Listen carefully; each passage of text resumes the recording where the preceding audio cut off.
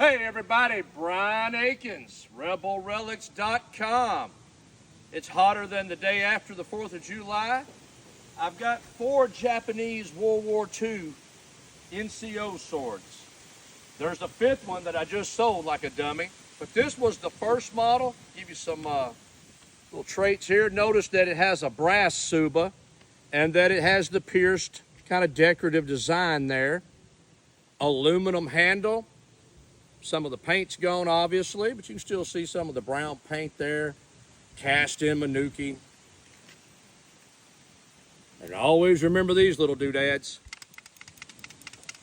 I have people come to the shows and they grab them. I say, you know about Japanese swords, sir, NCO swords?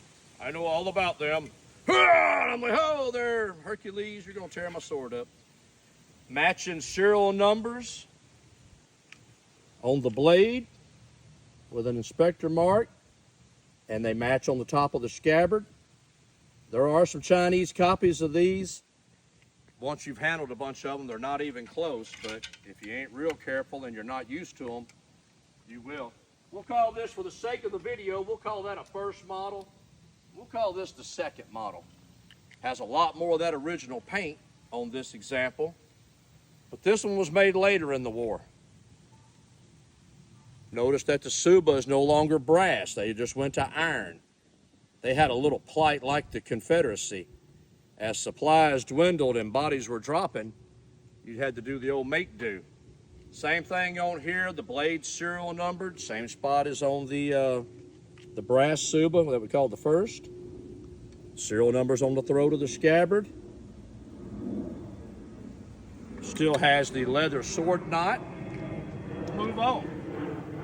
We'll call this one the third model for this video.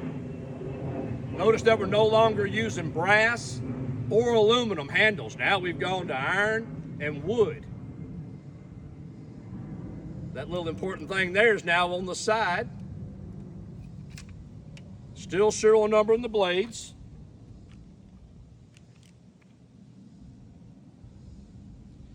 And on the scabbard. Blades are a little rougher too. No fullers. Just probably used to be a railroad tie or something. They've hammered them out to have a functional sword for their NCO. Now we'll go to the 4th model for this video. Now guys, we've gone to wood. They threw a little leather on there because that wood's not checkered. It's basically just ugly. I guess they figured they could wrap it faster than checkering the wood. Notice the scabbard now has gone to wood, but just some real primitive, quick metal fittings. This blade is even more quickly crafted than the other one. I mean, it still do the damage they intended for it to do. And the other one that I just sold recently had no wrap, and it was just this big bulbousy grip that looks like I carved it with a pocket knife. I am either going to put this one on later today when I get back from the gym, or the same type model. I'm going to pick out which one. I'm going to put the best one on Rebel Relics. I'll probably keep the lesser one just to have in the shop to show people. All right, guys. Hope you had a great 4th of July. Hope it was safe. I'm Brian Akins, RebelRelics.com.